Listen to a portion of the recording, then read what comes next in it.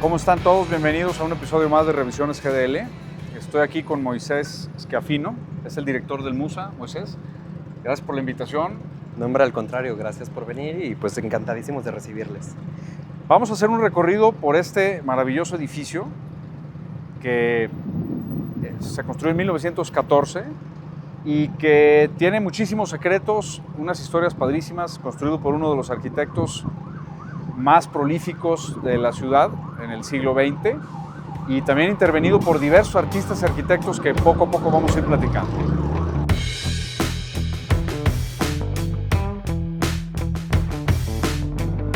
Entonces, esta fue la primera parte que se construyó del edificio. Así es, justamente hasta el momento del patio, Ok. que pues en aquel entonces además estaba sin techo.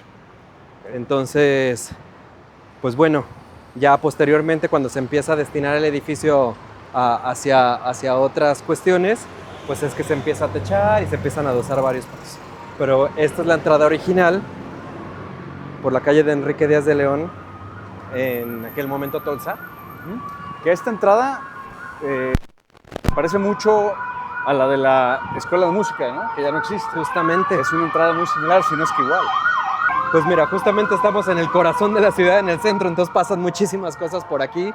Pero bueno, esta fachada, que fue donde la historia comenzó, me gustaría que la gente también conociera que, pues bueno, la historia del edificio empieza en 1914 por una comisión del entonces gobernador Manuel M. Diegues, ¿no? hacia el arquitecto Alfredo Navarro Branca para que construyera dos escuelas primarias, una enfrente de la otra, que se iban a llamar Reforma y Constitución. Recordemos que, bueno, enfrente del edificio en donde actualmente está el edificio administrativo de la Rectoría, había otro edificio muy parecido, pero no funcionan como tal. Llevaban algunos años de construcción y de repente ese dato sí se lo debo a las personas. Si alguien lo conoce, que nos lo deje por ahí en los comentarios. ¿Por qué se dejó de construir así una escuela primaria? Pero aquí hay un detalle que ya podemos empezar a platicar con las curiosidades, que justamente tenemos dos medallones con dos personajes que hasta la fecha no hemos podido dar con quiénes son. Por ahí fue justamente también como empezamos a dialogar tú y Así yo. es. ¿Y quién se te ocurre que puede ser? Pues mira, quizá el arquitecto o el ingeniero Navarro Branca aquí allí, ¿no?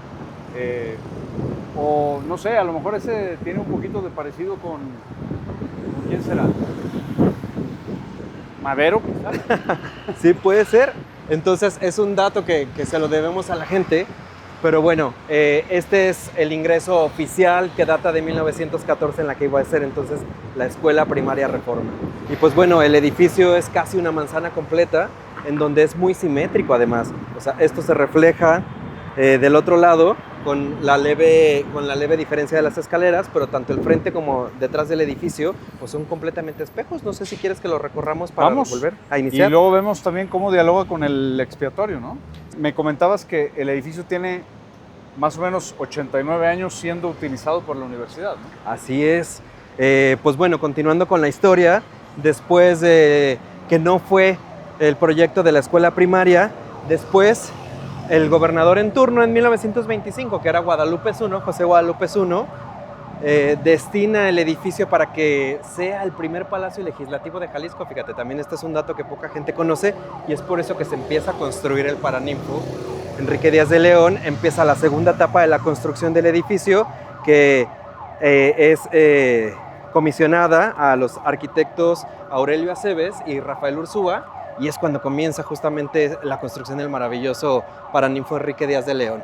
Entonces, a mí me llamó la atención, perdón, Moisés, me llamó la atención que en uno de los murales que pintó José Clemente Orozco, que ya llegaremos a eso, aparece, de hecho, la cúpula, ¿no?, del edificio de Rafael Ursúa, lo cual se me hizo una cosa maravillosa porque la cúpula pues apenas tenía un par de años de haber sido construida, ¿no? O sea, desde entonces ya tenía un significado muy fuerte. Justamente, sí. Los murales de José Clemente Orozco, que ya los conoceremos brevemente, se empezaron a pintar en 1935 y terminaron de firmarse en 1937 y justo también, pues como dices tú, la cúpula en realidad tenía un pequeño par de años, o sea, el edificio se entregó en 1936, entonces Estaba casi hacia la fresca. universidad, tal cual como los frescos de Orozco, justamente, que es la técnica con la que están pintados los murales. Pero pues bueno, mira, estamos justamente en la parte trasera del edificio, en donde pues lo acompaña un maravilloso árbol de la primavera, que también ha sido uno de los momentos muy retratados por parte del museo y es prácticamente un espejo de la entrada principal, que también eso es muy interesante en la arquitectura. Y luego si vemos allá, pues tenemos ahí las arquitraves del expiatorio, en la parte trasera del expiatorio, ¿no? Entonces, qué maravilloso conjunto. Sí, y que pues bueno, el Musa también colinda con un momento muy importante, me parece, para la ciudad actualmente, que es la Rambla Cataluña, ahora conocida como el Andador Palestina Libre, que justamente eso nos habla de la apropiación del público de los espacios públicos, ¿no? De las personas y de lo que significan para ellos. Y pues es muy lindo también tener eventos al lado de nosotros en donde desde presentaciones de artes escénicas, conciertos, batucadas, aquí se juntan las bicis en la vía recreativa, las motocicletas, ocurren también pequeños tianguis de diseño independiente, entonces que esté al lado del Musa y que nosotros seamos parte también de este movimiento y de esta actividad y de esta sinergia de la ciudad, pues nos parece sumamente valioso y relevante. Está muy padre.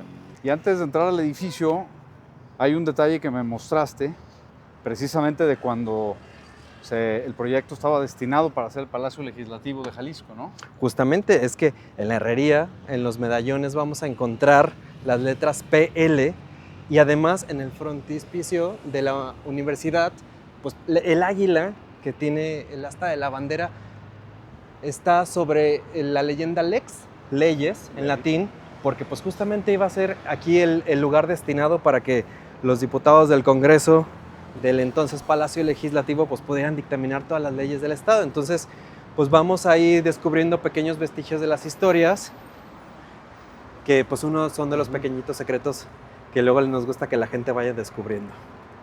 Pues la herrería es un estilo muy Art Nouveau, ¿no? Además, también el edificio está lleno de arquitectura ecléctica, fue construido en diferentes etapas, entonces eso también le abona como mucho al carácter de toda la fantasía del museo, ¿no? Hay gente que hace poquito me hicieron una entrevista y me decía, es que parece una de las casas de los caballeros del Zodíaco, ¿no?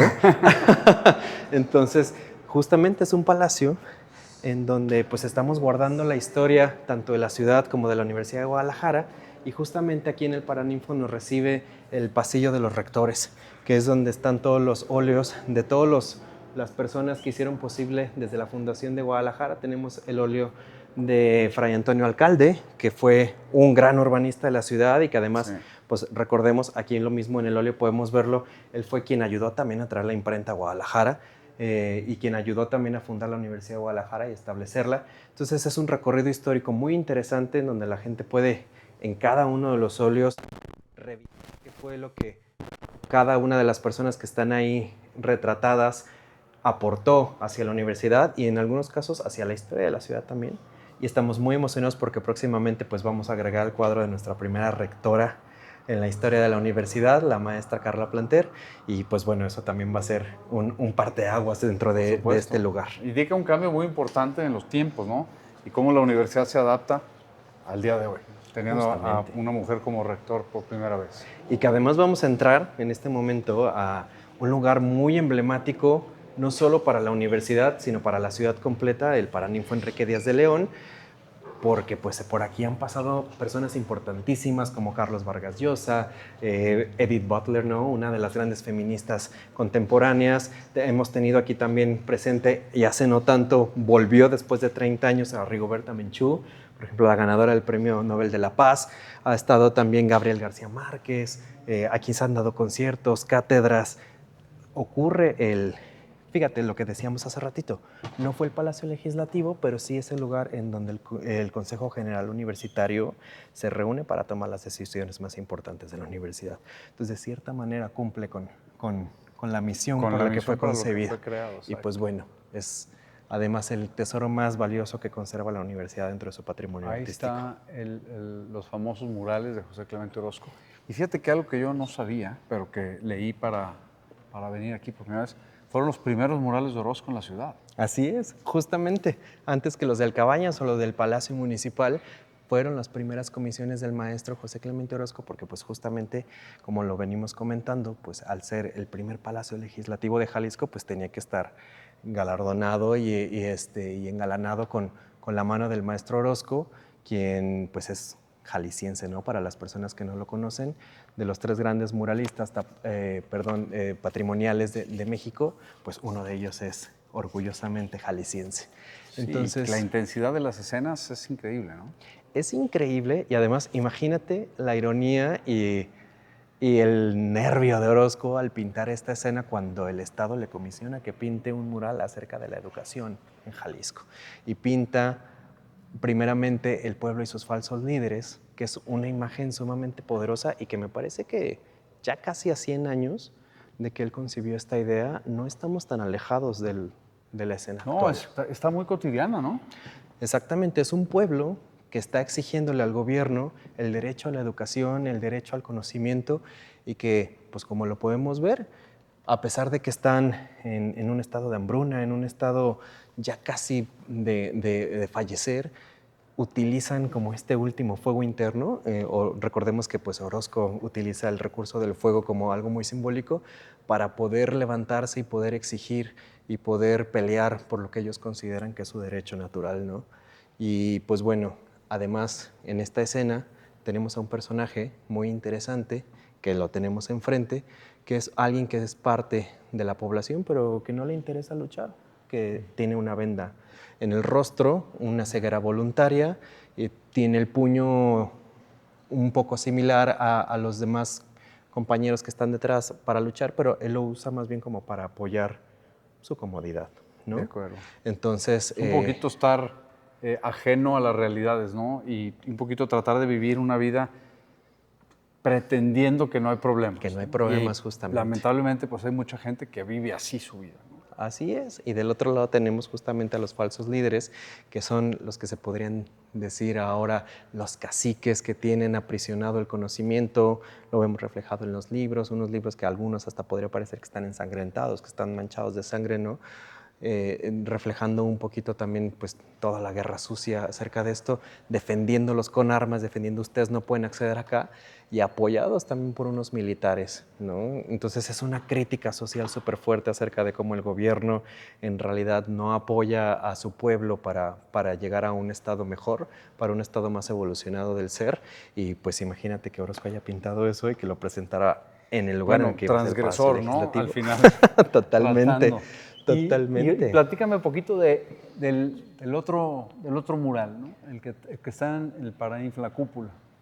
Pues bueno, mira, hablando de primeras veces, esta fue también la primera superficie cóncava que el maestro Orozco pinta, a casi 17 metros de altura. Hace poco tuve la oportunidad de ver este mural de cerca cuando el Cencropam y el Imbal vinieron a restaurar algunas grietas que sufrió por un terremoto por ahí del 2019, y es impresionante verlo de cerca, ¿no? Pero este mural, que es El hombre creador y rebelde, justamente es todo lo opuesto al pueblo y sus falsos líderes, porque aquí trata el maestro Orozco de reflejar qué es lo que le pasa al espíritu humano cuando por fin puede acceder al conocimiento, cuando por fin puede tener una visión mucho más amplia de su mismo universo a través de la ciencia y el arte. Entonces, uno de los personajes más emblemáticos es el hombre pentafásico, que es el hombre que tiene 2 cabezas y múltiples caras, porque es un simbolismo de Orozco de cómo al conocer y tener un amplio panorama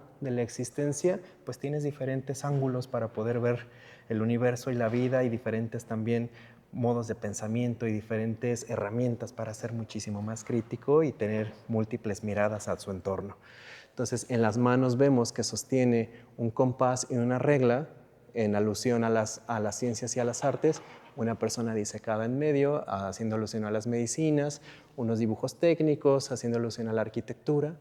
Y de este lado tenemos a un personaje que es conocido como el maestro. Es un personaje que ya no está desnudo, en contraposición además al pueblo que está luchando por acceder al conocimiento. Y algo que es una interpretación personal que me gusta compartirlo, es el gesto de la mano.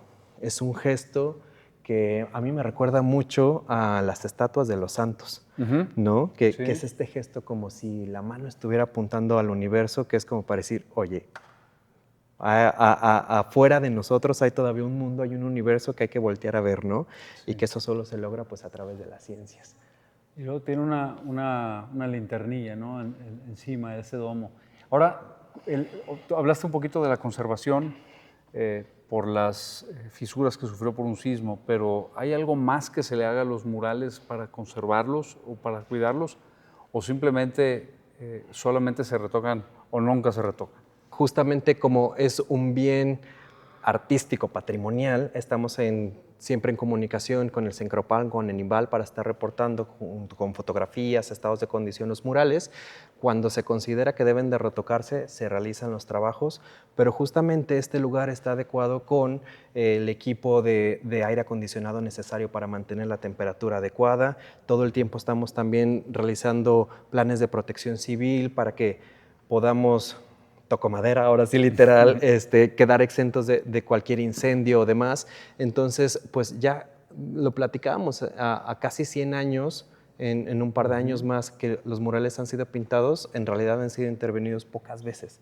Están pintados en una técnica que se llamaba al fresco, que pues bueno, se ponía el material, principalmente cal, y todavía al material fresco se ponían los pigmentos para que se absorbiera. ¿No? Justamente, entonces ahora se tiene que reproducir esa técnica cuando hay que intervenirlos, pero pues bueno, está realizado por los expertos estudiados en la materia y pocas veces se ha tenido la necesidad de hacerlo. No, pues padrísimo, ¿no? Y los colores, la intensidad, las figuras, realmente vale la pena pues que la gente venga y los conozca, ¿no? Digo, hay gente que viene todo el mundo a verlos. Totalmente. Ahorita que estábamos afuera, vimos a mucha gente, extranjeros sobre todo, porque los muralistas mexicanos pues son de fama mundial, ¿no? Aquí en Guadalajara tenemos un acervo impresionante de murales, así que dense una vuelta al Musa y vengan a ver esta maravilla que te puedes sentar aquí y verlos y simplemente absorber, ¿no? Sí, además aquí pasa algo, un efecto muy curioso, porque si tú te fijas no hay ningún letrero que diga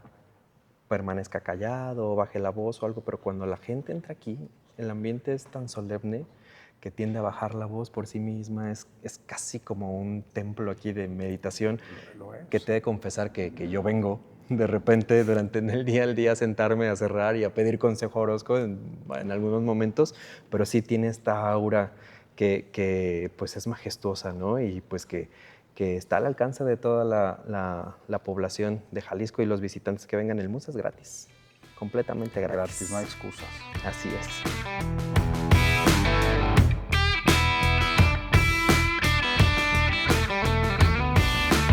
El Musa se funda en 1994. A raíz de una iniciativa del licenciado Raúl Padilla López durante su rectoría y con motivo de la misión que tiene la universidad de conservar, preservar y difundir la vida de José Clemente Orozco a través de los murales, pues es que se crea un proyecto alrededor de este motivo y nace el Musa Museo de las Artes con una pequeña colección fundacional de 36 piezas de 34 artistas que en aquel momento pues eran los que más reflejaban qué es lo que estaba pasando en la escena artística de Guadalajara, y que pues justamente te voy a presentar en donde descansa esta colección. Este es uno de los pequeños lugares secretos que no está muy accesible siempre a la vista para la gente, que es nuestra bodega de obra.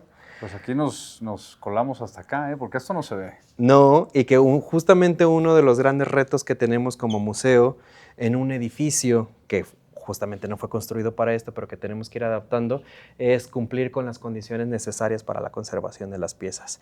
Este espacio se ha adaptado con estrictas medidas de humedad, de temperatura, de seguridad.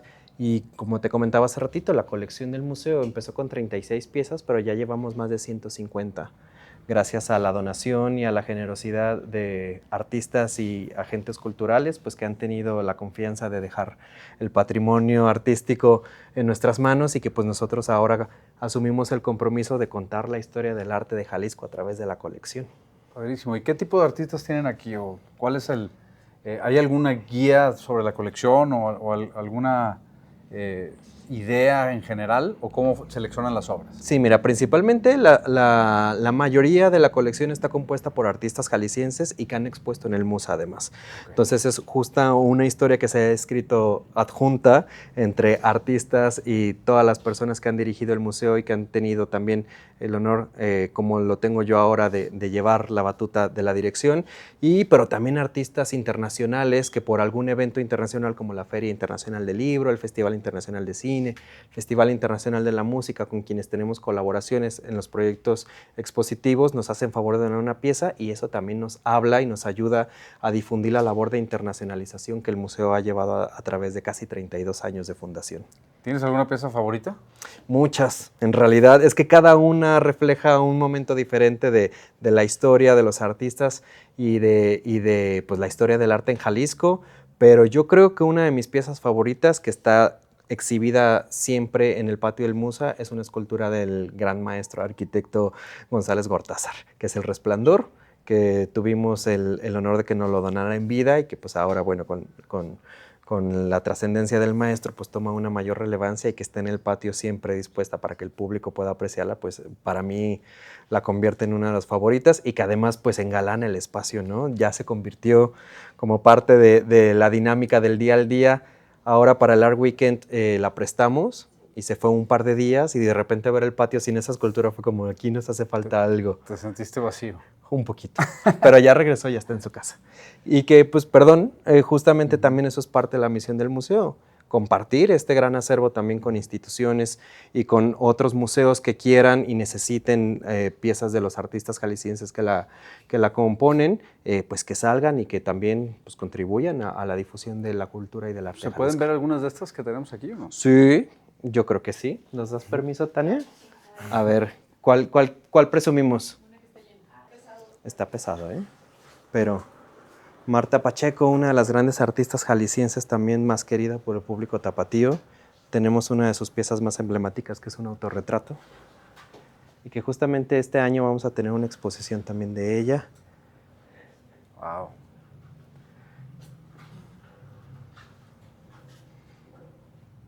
Y de otros artistas. Paco de la Peña. Ese es Víctor Hugo Pérez, ¿no? Así es, justamente. ¿Ves? Cómo empieza aquí a verse a los actores principales y a los artistas que la componen. Pero esta es una de las dos colecciones que el museo resguarda.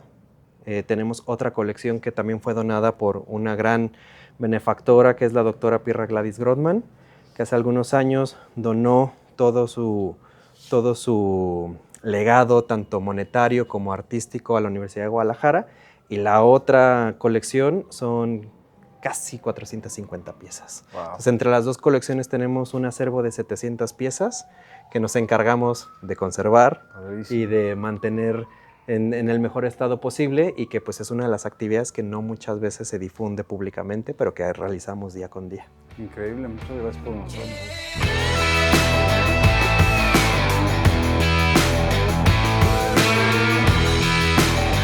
De este lado tenemos una fotografía que es brutal de Hernández Clerc, uno de los fotógrafos también más reconocidos jaliscienses, y es una pieza que ganó un premio, es un momento de las explosiones del 22 de abril. Wow.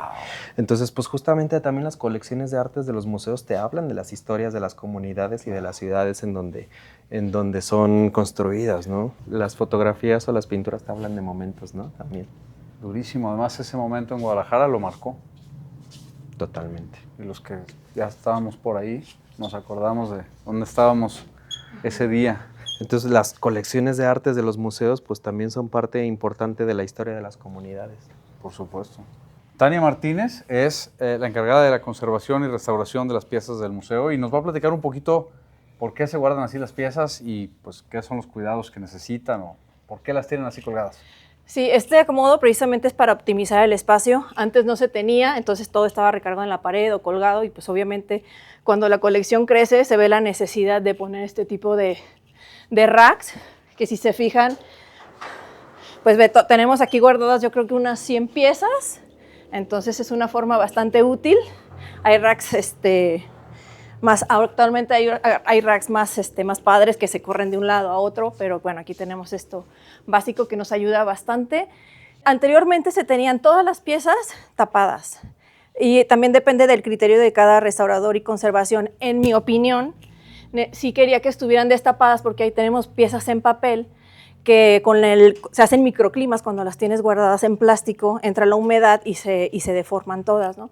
Entonces decidí destaparlas y también darles un aire, porque también parece importante que tanto como ustedes o estudiantes, poderles dar este tipo de recorridos y las vean las piezas, ¿no? No que estén así tapadas por 1000 años.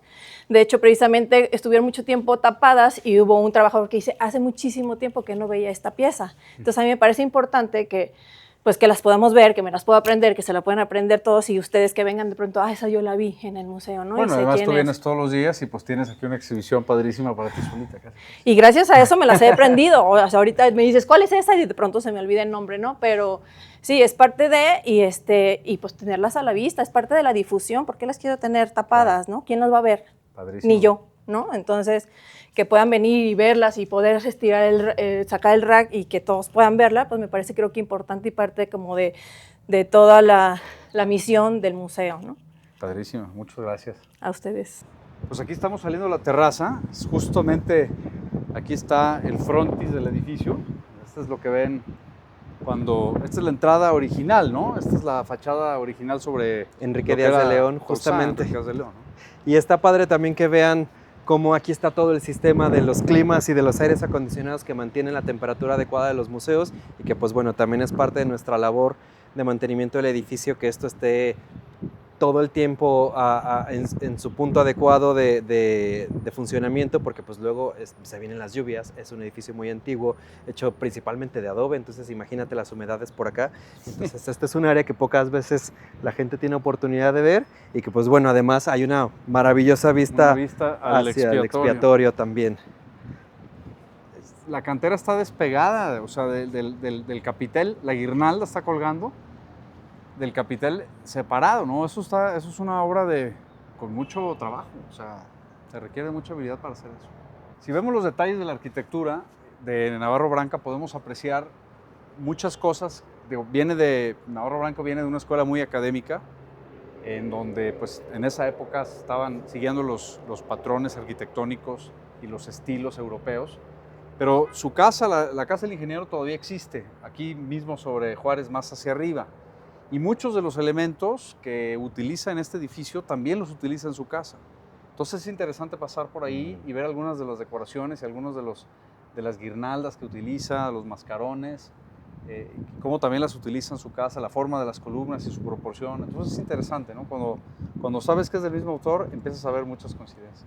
Que es un poco también como cuando identificas ya a un pintor, ¿no? Por sus trazos y su estética también a los arquitectos. Exactamente. Estaría muy interesante ir y hacer esta conexión en algún recorrido arquitectónico. Exactamente.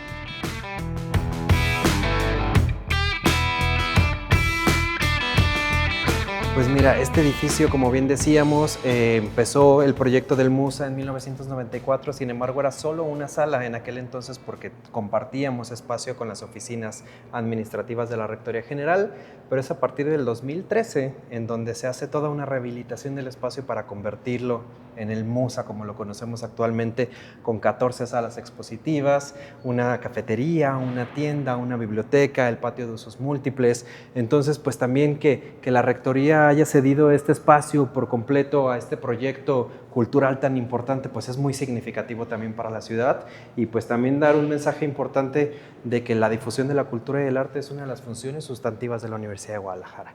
Entonces, a lo largo del año hacemos entre 14 y 16 exposiciones que se reparten en diferentes periodos y que sobre todo están curadas bajo 3 líneas curatoriales. Una de ellas es la difusión de la vida y el legado del maestro José Clemente Orozco.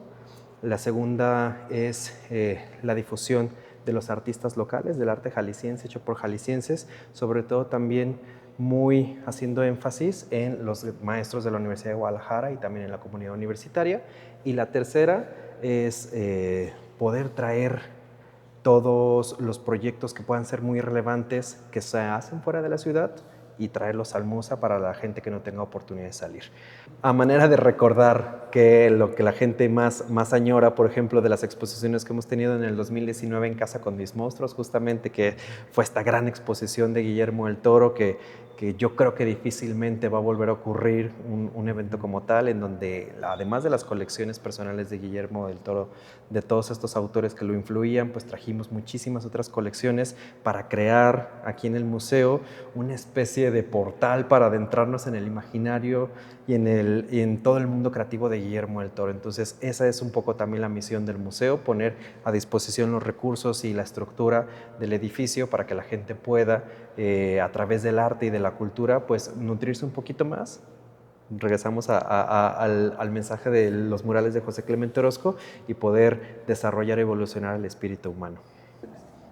Pues desde este increíble espacio, dentro del edificio, con los murales de José Clemente Orozco detrás de nosotros, nos vamos a despedir. Y Moisés, muchísimas gracias por Gracias a maravilloso ustedes. tour. Conocimos mucho del edificio, conocimos del museo y obviamente pues te quiero felicitar por tu labor aquí. Muchas gracias. Y pues ojalá y todos ustedes que nos están viendo nos puedan acompañar y vengan al Musa, aprovechen, es un espacio maravilloso, calidad mundial. Así que por favor, dense una vuelta, ya saben en dónde está. Moisés, ¿nos quieres decir algo para despedirte? Pues recordarles que somos de acceso completamente libre, gratuito, de martes a sábado, de las 10 de la mañana a las 6 de la tarde, los domingos de las 10 a las 3. Yo creo que es una excelente oportunidad también para conocer cosas de la ciudad que normalmente pasamos por ahí, pero no nos atrevemos a entrar. Así que pues solamente falta la voluntad y nosotros nos encargamos de lo demás aquí adentro. Muchas gracias. Manténganse listos porque vienen más episodios. Así que nos vemos pronto. Hasta luego.